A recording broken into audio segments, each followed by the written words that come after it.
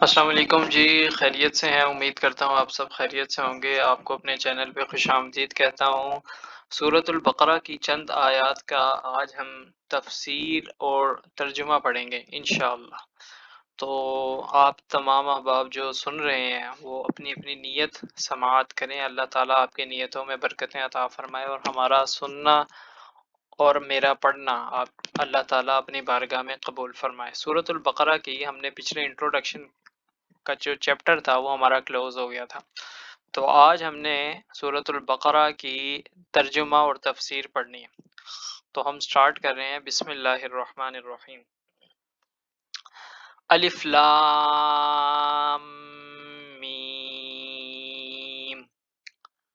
یہ جو الف لام میم ہے یہ حروف مقطعات ہیں، اور حروف مقطعات کا جو مطلب ہے یہ اللہ تعالیٰ اور نبی پاک صلی اللہ تعالیٰ علیہ وآلہ وسلم کے درمیان ایک راز ہے، عام بندے کو نہیں پتا۔ کسی بڑے سے بڑے مفتی صاحب، کسی بڑے بڑے سے عالم دین، کسی کو بھی نہیں پتا۔ یہ اللہ تعالیٰ اور نبی پاک صلی اللہ تعالیٰ علیہ وآلہ وسلم کے درمیان ایک راز ہے، اور قرآن شریف کی کم از کم 29 صورتیں ایسی ہیں جو حروف مقطعات کے ذریعے سٹارٹ ہو رہی ہیں، یعنی کہ سٹارٹنگ پوائنٹ جو ہے ان کا، سٹارٹنگ آیت جو ہے وہ حروف مقطعات سے سٹارٹ ہوتی ہے۔ ٹھیک ہے، 29 صورتیں ایسی ہیں، اور انکلوڈنگ سورۃ البقرہ۔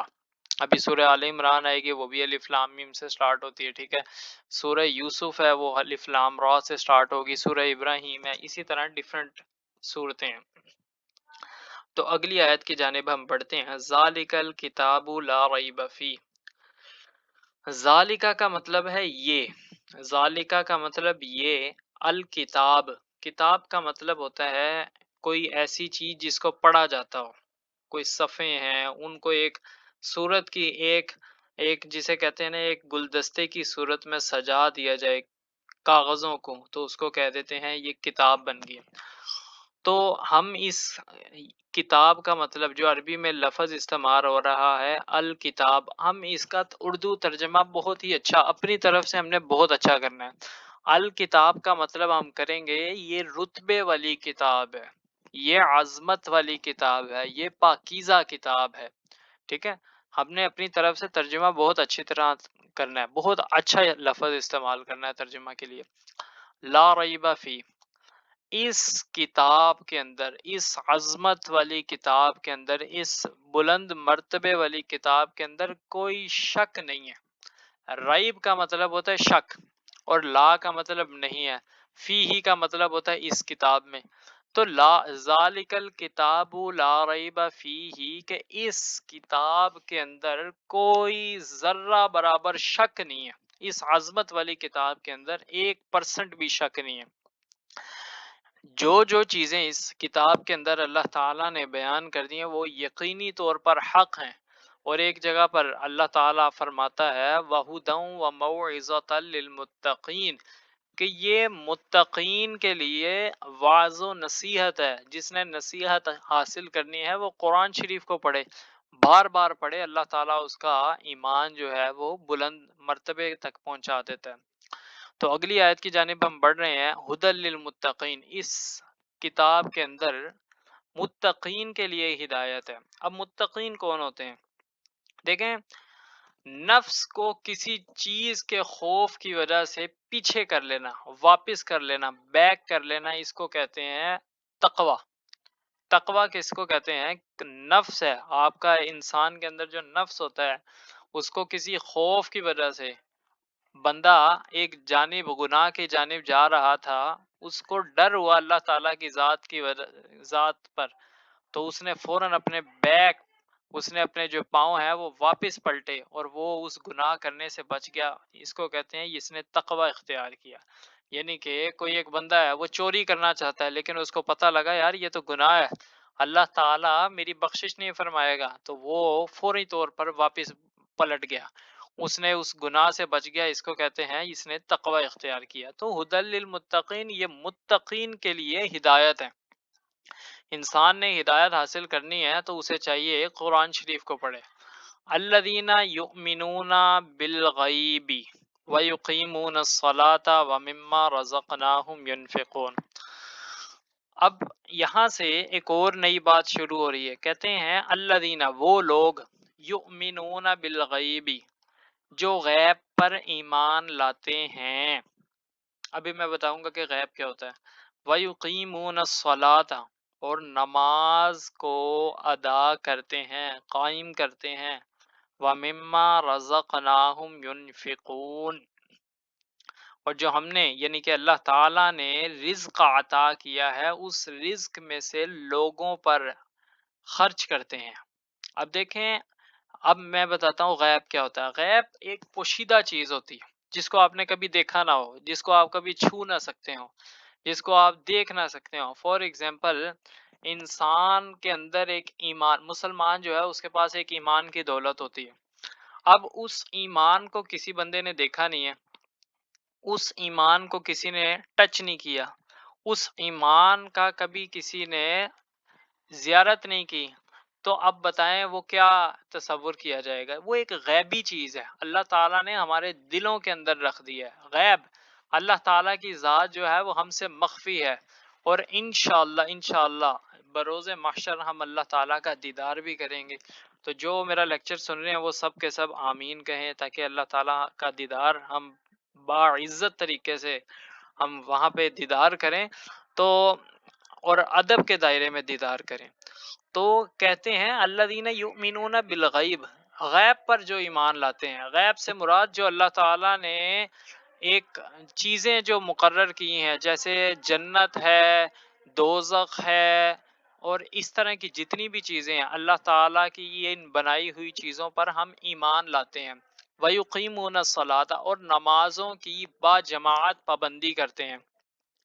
نماز کے حوالے سے تو بار بار قرآن شریف میں بار بار آتا ہے، قد افلح المؤمنون، نماز پڑھنے والے جو ہیں وہ فلاح پا گئے، الذین هم فی صلاتہم خاشعون، وہ ایمان والے فلاح پا گئے، الذین هم فی صلاتہم خاشعون، اور جو نمازوں میں اللہ تعالیٰ سے ڈرتے ہیں وہ بھی فلاح پا گئے۔ اسی طرح کی ڈھیر ساری آیتیں ہیں، ان الصلاۃ تنہی عن الفحشاء والمنکر، کہ نماز جو ہے وہ بے حیائی اور برے کاموں سے روکتی ہے۔ اب فار ایگزامپل کوئی بندہ اٹھ کے کہہ دیتا ہے کہ یار میں تو نماز پڑھتا ہوں لیکن میں بے حیائی اور برے کاموں سے تو رک نہیں پا رہا، تو اس کی جو تفصیل ہے وہ حدیث شریف کرتی ہے۔ اللہ تعالیٰ فرماتا ہے کہ نماز کیسے پڑھنی ہے، نبی پاک صلی اللہ علیہ وسلم فرماتے ہیں نماز کیسے پڑھنی ہے، تو وہ اس طرح سے پڑھو کہ جیسے تم اللہ تعالیٰ کی زیارت کر رہے ہو۔ اگر یہ نہ کر سکو تو کم سے کم اس بات کو ذہن میں رکھو کہ کم سے کم اللہ تعالیٰ تو تمہیں دیکھ رہا ہے نا، مطلب کہ نماز اس طرح سے پڑھو کہ جیسے تم اللہ تعالیٰ کی زیارت کر رہے ہو۔ اگر یہ نہ کر سکو تو کم سے کم اس بات کا خیال رکھو کہ جیسے کہ اللہ تعالیٰ تو تمہیں دیکھ رہا ہے، تب جا کے تمہیں نماز کے اندر بے حیائی اور برے کاموں سے تم رک سکو گے۔ آگے، وَمِمَّا رَزَقْنَاهُمْ يُنْفِقُونَ، اور جو اللہ تعالیٰ نے ہمیں رزق عطا کیا ہے اس میں سے خرچ کر دو۔ ایک بزرگوں کا قول ہے، ان کے پاس ایک بندہ آتا تھا، وہ کہتا تھا کہ اے بزرگوں کا مجھے نام ذہن میں نہیں ہے، لیکن ان سے کہا کرتا تھا کہ میں امیر ہونا چاہتا ہوں، مال و دولت حاصل کرنا چاہتا ہوں، تو میں کیا کروں؟ تو ان بزرگوں نے فرمایا تھا کہ اگر 10 کماؤ تو اس میں سے ایک جو ہے وہ اللہ تعالیٰ کی راہ میں دے دو۔ اب وہ بندہ اتنا امیر ہو گیا، اتنا امیر ہو گیا کہ اس سے اپنا مال سنبھالا ہی نہیں گیا۔ تو اللہ تعالیٰ کی راہ میں مال دینا یہ باقاعدہ ایک انشورنس ہے کہ پیسہ تو بڑھے گا ہی بڑھے گا۔ ایسا کبھی نہیں ہوتا کہ اللہ کی راہ میں مال دے دیا تو پیسہ کم ہو گیا، نہ، بلکہ یہ کسی گورنمنٹ کو ٹیکس نہیں دے رہی، بلکہ یہ اللہ اپنا ایک تو آخرت میں گھر بھی بنا رہے ہیں، اور اس سے ہمارے مال کے اندر بہت زیادہ اضافہ ہو جاتا ہے۔ اور مال کے اندر جس طرح ہمارے کپڑوں کے اندر کوئی گندگی آئے اسے دھو رہے ہیں تو ٹھیک ہو جاتا ہے نا، اسی طرح مال کے اندر بھی کئی ایسی چیز آ جاتی ہیں جس سے مال گھٹنا شروع ہو جاتا ہے۔ تو بندہ ساتھ ساتھ خرچ کرتا رہے تو وہ مال کے اندر برکت اللہ تعالیٰ عطا فرما دیتا ہے۔ ویسے بھی غریبوں کا حصہ ہوتا ہے انسان کے مال پر۔ والذین یؤمنون بما انزل الیک، وہ لوگ جو ایمان لاتے ہیں جو نازل کیا گیا آپ کی طرف، وما انزل من قبلک، اور جو نازل کیا گیا آپ سے پہلوں کی طرف، وبالآخرۃ ہم یوقنون، اور وہ آخرت پر یقین کرتے ہیں، ایمان رکھتے ہیں۔ مطلب کہ نازل کیا گیا؟ جو ہماری طرف نازل کیا گیا قرآن شریف نازل کی گئی ہے، ٹھیک ہے، ہمارے اوپر 5 نمازیں جو ہیں وہ فرض کر دیا گیا ہے، تو یہ ہماری طرف نازل کیا گیا، اور جو ہم سے پہلے لوگوں کے اوپر جو نازل کیا گیا تھا اس سے مراد جیسے کہ حضرت آدم علیہ السلام ہیں، حضرت ابراہیم علیہ السلام کو آتش نمرود میں ڈالا گیا، ہم اس بات پر بھی یقین رکھتے ہیں، ٹھیک ہے، اور اسی طرح حضرت موسیٰ علیہ السلام کا فرعون سے جو مکالمہ ہوا تھا اور جو معاملات واقعہ پیش آیا تھا اس پر بھی ہم یقین رکھتے ہیں۔ اس سب کے بارے میں یقین رکھنا اس کو کہتے ہیں ایمان۔ اگلی آیت کے اندر اللہ تعالیٰ ارشاد فرماتا ہے اولئک علی ھدی من ربہم واولئک ھم المفلحون۔ یہ تمام کی تمام کیٹیگری جو بیان کی گئی، اس سب کے اوپر جو لوگ ایمان لاتے ہیں، اولئک علی ھدی من ربہم، یہی وہ لوگ ہیں جو اپنی رب کی طرف سے ہدایت پر ہیں۔ اللہ تعالیٰ ان لوگوں کو ہدایت عطا فرمائے گا۔ وَأُولَئِكَ هُمُ الْمُفْلِحُونَ، اور یہی وہ لوگ ہیں جو ان تمام احکامات کو فالو کرتے ہیں، یہی وہ لوگ ہیں جو فلاح پائیں گے۔ تو آج کا لیکچر جو ہے وہ ہماری ان 5 آیات پر محیط تھا، اور یہ آج کا لیکچر کمپلیٹ ہو گیا۔ تو چینل پر اگر آپ نیو ہیں تو اس کو کائنڈلی سبسکرائب کریں، لائک کریں اور شیئر کریں ان دوستوں کے ساتھ who want اسلامک کنٹینٹ۔ تو انشاءاللہ آپ سے نیکسٹ لیکچر میں ملاقات ہوگی، تب تک کے لیے اللہ حافظ، بہت شکریہ۔